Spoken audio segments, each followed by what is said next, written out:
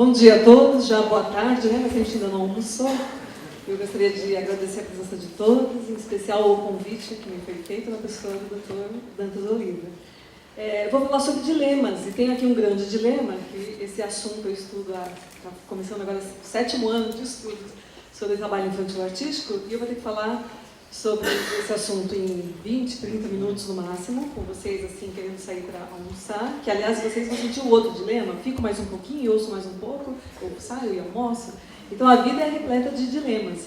Eu espero aqui hoje deixar mais um na cabeça de quem ainda não tenha, ou no mínimo uma preocupação que envolve esse assunto.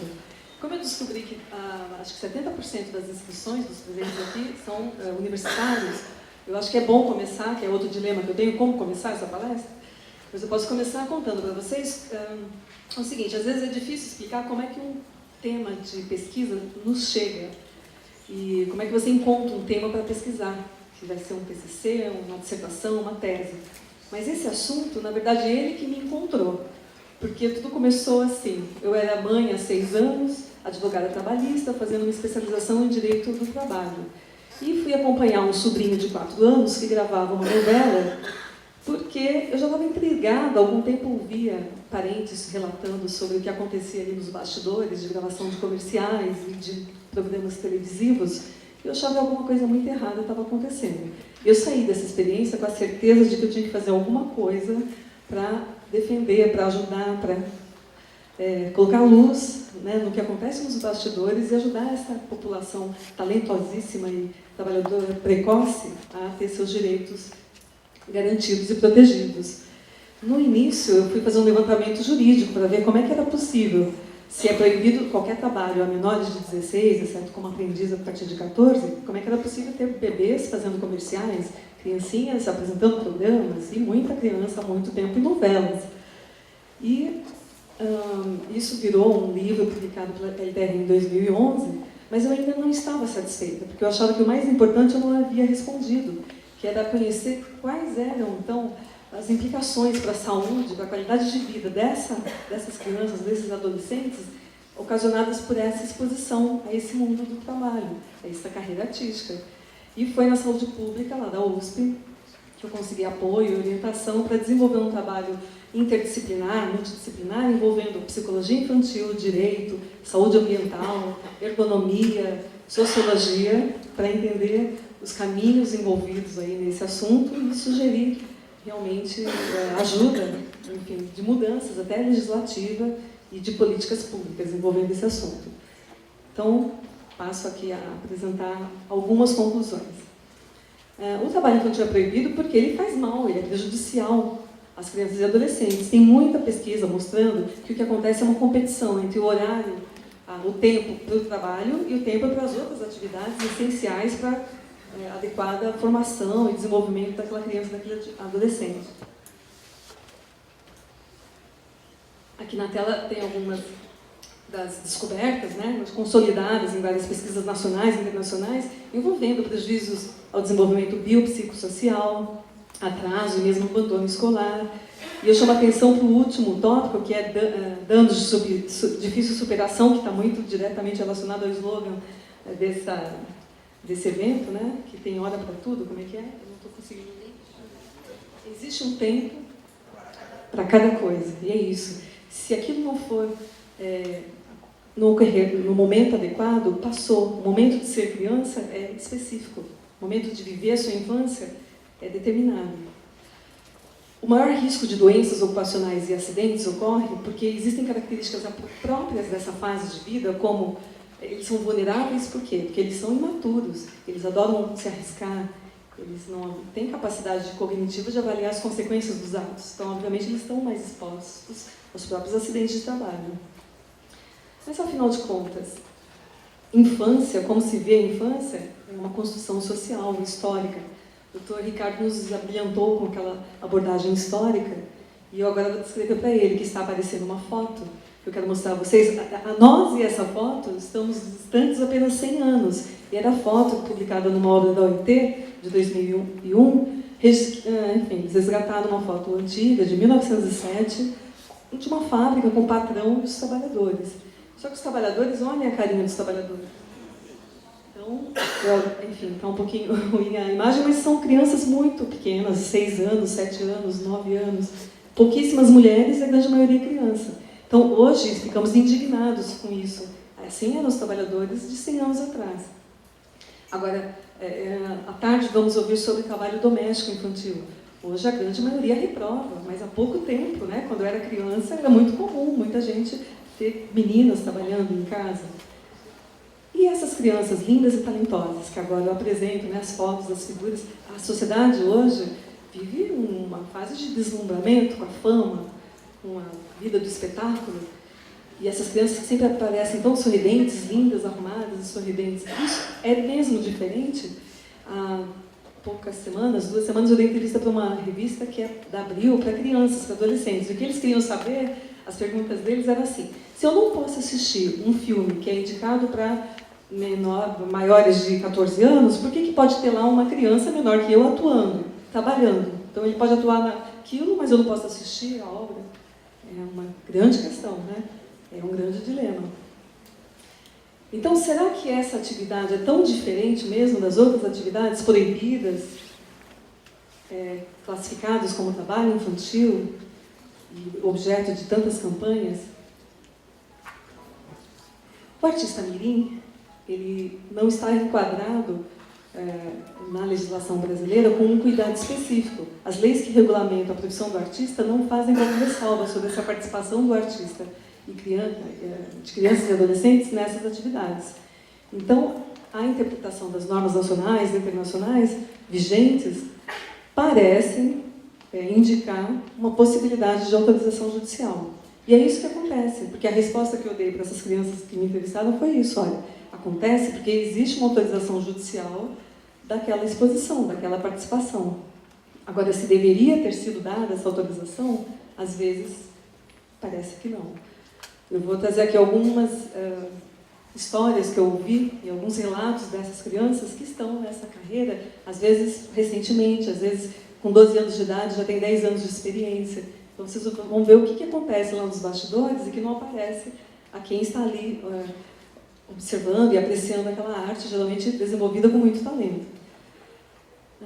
Mas não há dissenso. Esse é um grande assunto para se pesquisar. Quem está procurando um tema aí para um TCC, para uma dissertação, é uma excelente opção, porque existe uma grande discussão, né? Um dos assuntos mais debatidos nessa área de trabalho, de direito do trabalho, ou mesmo órgãos de defesa de direitos de adolescentes, porque há um grupo muito respeitoso, dizendo que não, que isso é sim possível de ser desenvolvido sem afrontar a proteção integral, desde que seja fiscalizado, regulamentado. Inclusive aqui, vejam lá no... Eu cito até a doutora Erotilde Minharro, a gente não se conhecia, estamos nos conhecendo nesse evento, mas eu já citava lá no livro escrito em 2011. Mas há dissenso, então. Regulamentar e autorizar ou proibir? Porque também há gente com muita experiência lidando com crianças e adolescentes, inclusive nessa área artística, como o professor Pato Papaterra, que é professor de teatro lá em São Paulo. Ele fala: não, de jeito nenhum, tem que ser proibido qualquer atividade desse tipo, com esse cunho comercial, com esse cunho empresarial. Passamos adiante, parou aqui. O grande dilema aqui presente é porque estamos falando de uma atividade que é saudável, por isso que existem as disciplinas de música, educação artística, teatro na própria escola. Então é uma atividade importante para a adequada formação do ser humano. A arte tem a capacidade de sensibilizar, de desenvolver a criatividade, então é importante. Mas existem 2 contextos onde isso pode acontecer: nesse contexto escolar e recreacional, ou no contexto econômico. E é disso aqui que estamos falando. Essa terminologia trabalho infantil artístico, ou agora trabalho infanto-juvenil artístico, e assim mesmo sem hífen, né, no novo acordo ortográfico, diz respeito a crianças que fazem parte de um coletivo que está gerando um produto comercialmente vendido, negociado. Então, é matéria-prima daquele produto de entretenimento. Eu tenho na área da moda, no entretenimento. E é muito difícil, né? Realmente, a sociedade começa já a debater, por exemplo, essas questões que eu recebi de crianças, mas a sociedade começa a debater o assunto Porque, de qualquer forma, essa participação só é positiva na infância e na adolescência se forem respeitadas as fragilidades biológicas e psicológicas desse grupo. Então, seja na escola, né, ou seja, numa obra artística ali montada, numa apresentação teatral, isso só vai ser positivo para aquela criança se for respeitada essa vulnerabilidade. Agora, será que isso está sendo respeitado? A definição do trabalho artístico está na lei. Engloba tanto a apresentadora de programas, quanto o cantor, quanto o ator. Esse exercício é regulamentado, você precisa de um registro da Superintendência Regional do Trabalho, popularmente conhecido como DRT. Crianças não têm carteira de trabalho, né? Então, é muito comum a atividade artística infantil ser usada como figurante. Esses bebês que aparecem sem fala em comerciais são figurantes. E simplesmente o que ocorre é que se exige a presença do pai ou responsável enquanto aquela gravação acontece. Ou seja, não se passa por uma autorização judicial. Para surpresa de muitos, tem coisa escrita dizendo o que é um trabalho artístico. Então, é uma atividade de intenso esforço mental. Wisner, quando estudou isso, ele usou trabalho de telefonistas, professoras e artistas para exemplificar carreiras de tanto esforço que as consequências daquele grande desgaste mental era levado para o seu momento de lazer e descanso. De tal forma que o trabalhador precisava de jornadas reduzidas para dar conta daquela exigência intensa da atividade. O artista mirim, na jurisprudência, eu fiz um levantamento em 2010, 2011, verificando tudo que chegou de ações envolvendo artistas mirins, participação de menor em atividade artística, lá no STJ. E o que apareceu é que a lei vem sendo descumprida, porque a única exceção existente, previsto na Convenção 138 da OIT, artigo 8º, e lá, na verdade, os juízes, quando autorizam essa atividade, eles mencionam o ECA, artigo 149, inciso 2, que fala que a participação da criança e adolescente nessas atividades teria que ter uma autorização judicial, verificando vários requisitos, impondo restrições. Isso também é colocado lá no artigo 8º da Convenção 138. Só que o que eu observei é que não vem sendo pedido esse tipo de autorização integralmente em atividades de publicidade. Então, tanto sessão de fotos quanto gravação de comerciais dura geralmente um dia e a produção exige a presença do maior ou responsável. Pior que o próprio sindicato, quando eu conversei com eles lá em São Paulo, eles afirmaram isso, repetiram essa história de que não precisaria da autorização judicial. Só que isso não está em lei nenhuma.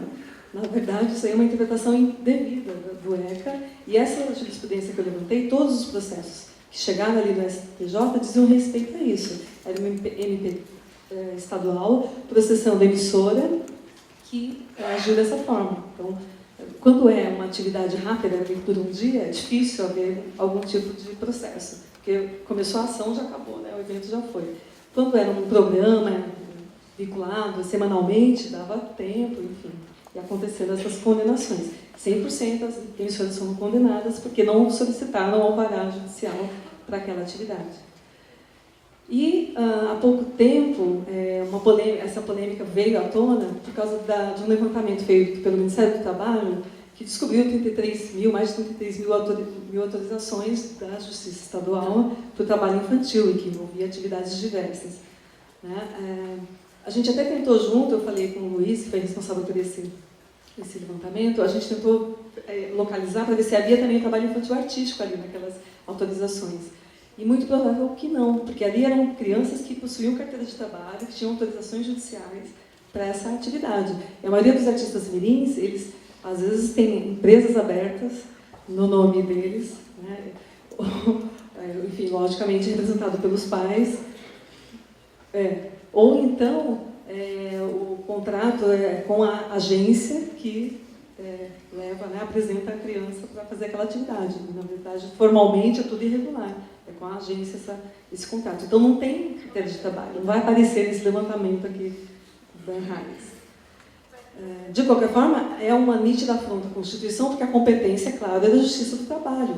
Só que o que vem acontecendo é que as solicitações são feitas pelas produções ao juiz estadual, que não se declara incompetente, autoriza, e infelizmente, geralmente com poucas restrições.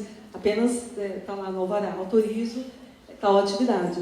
E na solicitação foi falado, olha, vamos ficar em cartaz por 6 meses, musical em tal lugar, das 9 da noite às 11 da noite, a apresentação. Então, imagina, essa criança ela vai ficar 3, 4 meses ensaiando, a apresentação é das 9 às 11, ela vai chegar em casa meia-noite, meia-noite e meia, para ir para a aula às 7 horas da manhã no dia seguinte.